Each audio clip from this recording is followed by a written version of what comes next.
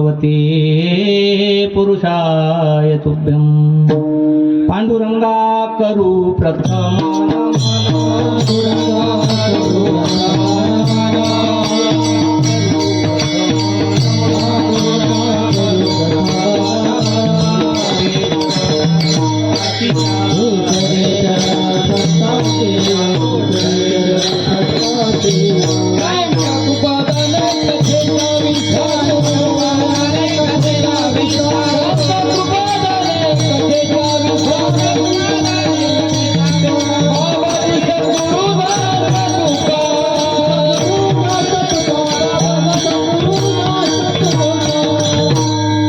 सद्गुरुं सच्चिदानन्दं केवलं करुणाकरं ज्ञानयोगेश्वरं वन्दे ज्ञानदेवं पुनः पुनः।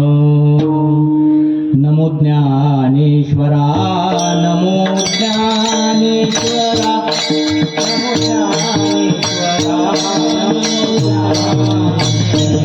नमो ज्ञानेश्वरा नमो ज्ञानेश्वरा नमो ज्ञानेश्वरा नमो ज्ञानेश्वरा नमो ज्ञानेश्वरा नमो ज्ञानेश्वरा नमो ज्ञानेश्वरा नमो ज्ञानेश्वरा नमो ज्ञानेश्वरा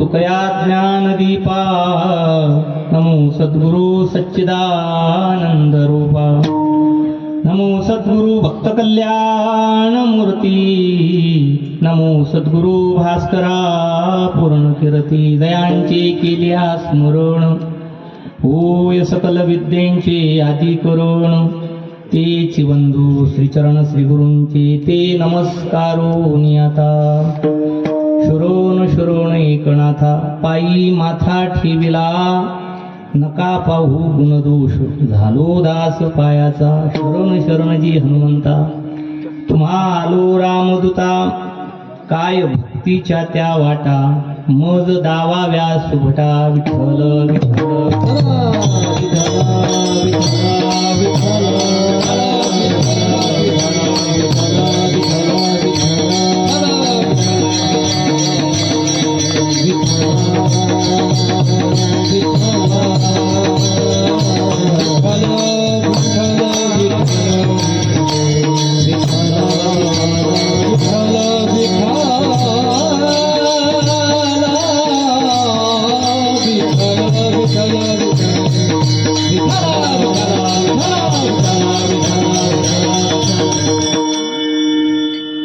याजसाठी केला होता अट्टहास याजसाठी केला होता अट्टहास शेवटचा दिस गोड व्हावा आता निश्चिंतीने पावलो विसावा खुंटलिया धावा तृष्णेची या प्रस्तुत प्राप्त प्रसंगी सेवेकरता घेतलेला अभंग जगद्गुरु जगद्वंद आणि बरा या भारतीय संस्कृतीचा जर विचार जर केला ना आपला जो प्रवास सांगितलेला आहे तो अतृप्ततेकडून तृप्ततेकडचा प्रवास सांगितला दुःखातून सुखाकडचा प्रवास सांगितला अज्ञानातून ज्ञानाकडचा प्रवास सांगितला अंधारातून प्रकाशाकडचा आहे ना, मा ज्योतिर्गमय तमसो मा ज्योतिर्गमय शास्त्रांनी सांगितलंय की. तसा महाराजांनी त्यांच्या जीवनामध्ये झालेला बदल, त्यांच्या जीवनात असणारी भूतकाळातली असंतुष्टता, अतृप्तता आणि त्याच्यानंतर त्यांनी केलेली साधना आणि तिचं मिळालेलं फल ते महाराजांनी वर्तमान काळामध्ये वाचक शब्द वापरून महाराजांनी त्या ठिकाणी व्यक्त केलेली भावना. विठ्ठल विठ्ठल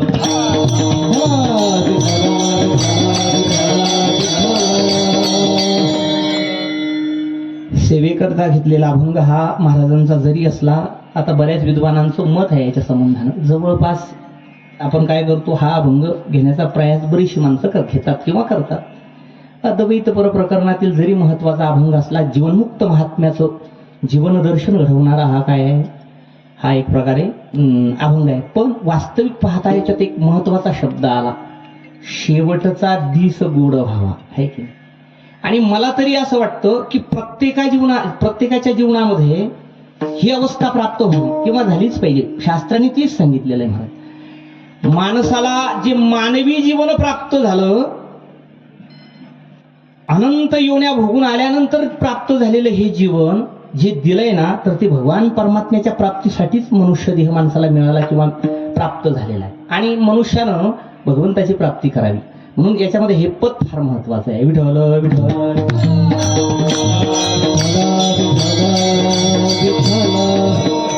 सेवेला प्रारंभ करण्यापूर्वी थोडासा परिहार माझ्या दृष्टीनं अत्यंत महत्वाचा.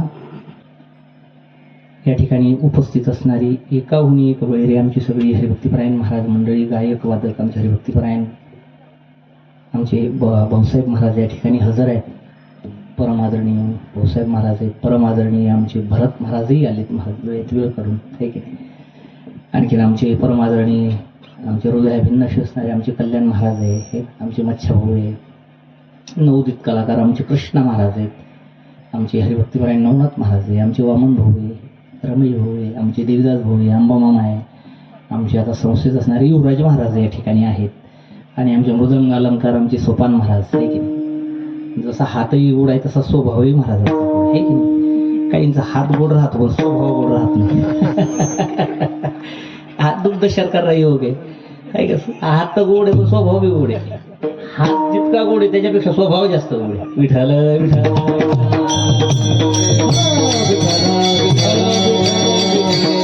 उपस्थित आप्तेष्ट नातेवाईक असणारी सगळी मंडळी, ग्रामस्थ मांडवा आणि परिसरातून आलेली पाहुणी मंडळी, आपण सगळे या ठिकाणी एकत्रित जमलेलो आहोत. याचं कारण सगळ्यांना ज्ञातच आहे. वैकुंठवाशी रुक्मणबाई बाजीराव पाटील वारे यांचा असणारा आजचा हा श्राद्धाचा दिवस आहे, वर्ष श्राद्धाचा दिवस आहे की नाही, पुण्यस्मरणाचा दिवस आहे. त्यांना जाऊन आज या ठिकाणी 1 वर्ष बरोबर पूर्ण झालेलं आहे. आणि धर्मशास्त्राच्या दृष्टीनं आजचा दिवस अत्यंत महत्वाचा मानला. आजचा दिवस म्हणजे त्या जीवात्म्याच्या दृष्टीनं शेवटचा दिवस आहे. असं म्हणतात की हा स्थूल देह पडला ना, की हा स्थूल देह पडल्याच्या नंतर तो जीवात्मा आश्मीच्या संबंधानं किती दिवस राहतो, 10 दिवस इथं राहत असतो. आश्मी म्हणजे कशाला म्हणतात.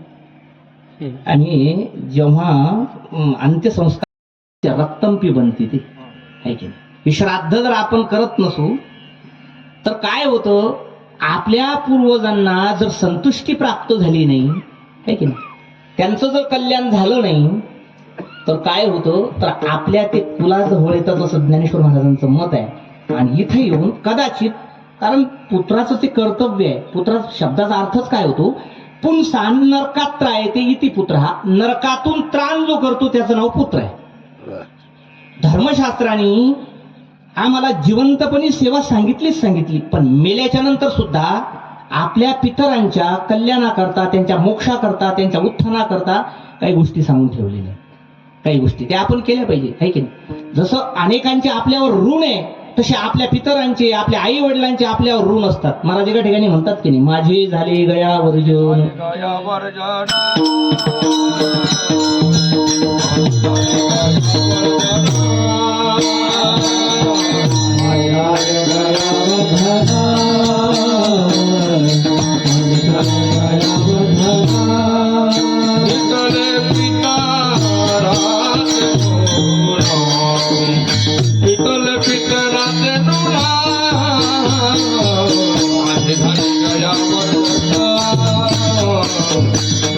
झाले गयावर जना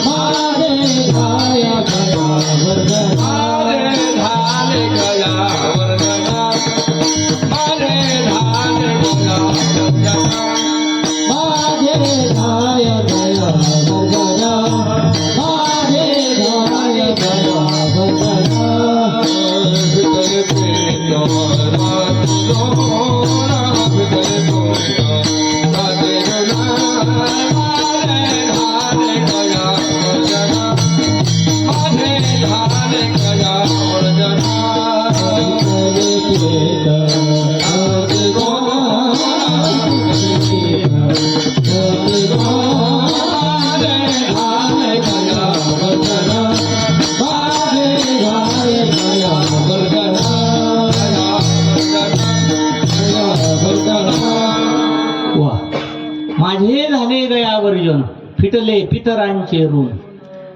पितरांचं आपल्यावर ऋण आहे आणि त्याच्यातून मुक्ती करता मनुष्याला शास्त्राने सांगितलं की त्यांनी बिहारमध्ये असणारी आपली जी गया आहे त्या गयेला जाऊन आपल्या पितरांच्या नावानं काय करायचंय, पिंडदान करायचे आहे की नाही. आणि पिंडदान कुठं करायचे, विष्णू पदावर. विष्णू भगवान परमात्म्याचे तिथं पद आहे आणि त्याच्यावर जाऊन जर पिंडदान केले तर असं म्हणतात की माझे झाले गयावर्जन. आपल्या पितरांचं ऋणातून आपण काय होतो, मुक्त होतो. मला मुद्दा तोच सांगायचा आहे की जिवंतपणी आपल्या पूर्वजांची सेवा आहेच, पण ते गेल्याच्या नंतर सुद्धा त्यांच्या कल्याणाकरता शास्त्राने काही गोष्टी आम्हाला सांगून ठेवल्या आणि त्या केल्या पाहिजे.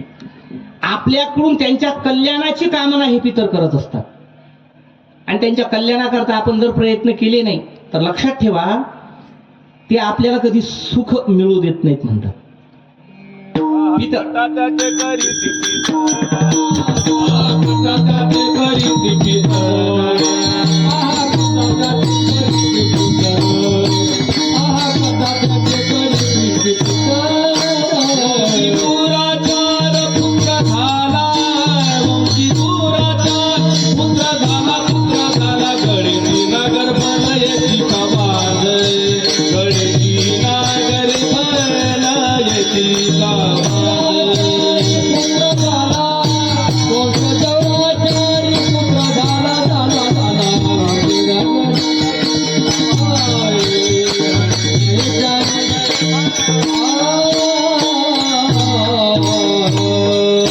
वंशी दुराचारी पुत्र झाला आहे की नाही. ऐसे पितर करीती कटकट आहे की नाही. आहा कटकट ते मी समन्वय त्याचे विग्रह सांगितलं, समन्वय सांगितलं आहे की नाही. ते काय करतात तर पितर कटकट करतात. कोणाच्या नावानं तर आपल्या नावानं, आपल्या पुत्राच्या नावानं. त्यांच्या कल्याणाकरता माणसाने काय केला पाहिजे तर प्रयत्न केला पाहिजे. आणि आपण जर प्रयत्न करत नसू तर ते पितर त्यांचं कल्याण झालं नाही तर कुळाजवळ येतात आणि त्याचं रक्त पितात. म्हटले कसं तर घरात आपत मृत्यू होणं, घरात आपत मृत्यू, सतत संकट येणं, सतत दुःख, सगळ्या गोष्टी अनुकूल आहे पण सगळ्या गोष्टी अनुकूल असताना सुद्धा सुख घरात नसणं. याचं कारण काही असेल तर त्याचं कारण सांगत असताना शहाणी लोक सांगतात तुमचे पितर असंतुष्ट आहे. घरात श्रीमंती आहे, अनुकूल उपभोगाच्या सगळ्या गोष्टी आहेत पण आपत मृत्यू व्हायला लागले घरामध्ये, अशांतता आहे, कलह आहे आणि त्यांनी काही सुख माणसाला मिळत नाही. तर याचं उत्तर देत असताना शास्त्राने उत्तर दिलं तुमचे पितर संतुष्ट नसल्यामुळे तुम्हाला इथं ते संतुष्ट राहू देत नाही. त्यांच्या संतुष्टी करता मनुष्यानं प्रयत्न केले पाहिजे. असे अनेक उदाहरणं आपल्याला पाहायला सापडते आहे की नाही. म्हणून पितरांच्या संतुष्टी करता काय करावं तर मला प्राधान्यानं काही कर्म सांगितलेले. हे बघा, एखाद्या वेळेला देव कर्म बाजूला राहिलं तरी चालतं. लक्षात ठेवा बरं, एखाद्या वेळेला देव कर्म बाजूला राहिलं तरी चालतं पण प्राधान्यानं पितृकार्य अगोदर करावं. विठ्ठल विठ्ठल विठ्ठल विठ्ठल विठ्ठल विठ्ठल विठ्ठल कर्तव्य समजून ते कर्म करावं. आणि कोण म्हणतं आपले पितर आपले देव नाहीत?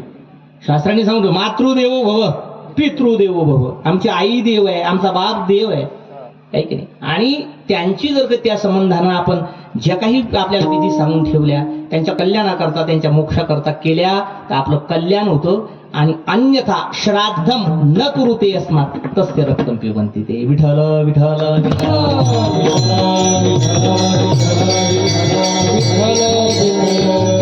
म्हणून या ठिकाणी असणारा हा श्राद्धाचा कार्यक्रम आहे.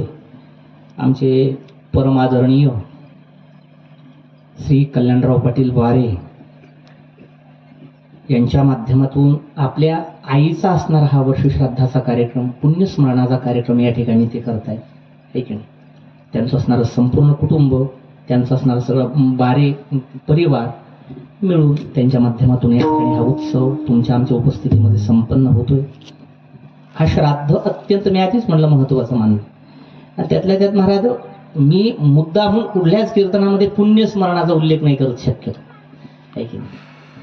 कुठल्याही कीर्तनामध्ये मी पुण्यस्मरणाचा उल्लेख फार कमी करतो. आज पुण्यस्मरणाचा का उल्लेख केला याची कारणं येत काही. लक्षात ठेवा, ज्याचं कर्म दिव्य आहे, लक्षात ठेवा बरं, ज्याचं कर्म दिव्य आहे त्याचं काय असतं तर त्याची पुण्यतिथी राहते. ज्याचा जन्म दिव्य आहे त्याची जयंती आहे. देवाचा जन्म अत्यंत दिव्य आहे. मारुतीरायांचा जर विचार केला, जन्माला आल्याबरोबर आईला सांगितलं भूक लागली, जन्माला आल्याबरोबर, आहे की नाही? आणि उड्डाण केलं, फळासारखा सूर्य दिसला महाराज, आणि सूर्याला गिळंकृत करण्याची शक्ती. जन्म दिव्य आहे की नाही? तुम्ही आपल्या भगवान श्रीकृष्णाचा जन्म पहा, जन्म दिव्य आहे म्हणून यांची जयंती आहे. संत महात्म्याचं कर्मदिव्य आहे महाराज, आहे की नाही? कर्मदिव्य आहे की नाही? म्हणून तर कर्मदिव्य म्हणून 751 वर्ष झाली महाराज. आज विश्वमौली ज्ञानेश्वर महाराजांना जन्माला येऊन आणि जाऊन 729 वर्ष झाली.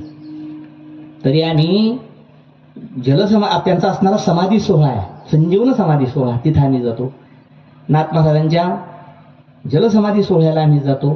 400 वर्ष झाली, 500 झाली, 750 झाली, एवढे वर्ष होऊनही आम्ही त्यांच्या इथं जातो. का जातो? याचं कारण आहे की त्यांचं कर्म दिव्य आहे, आहे की नाही?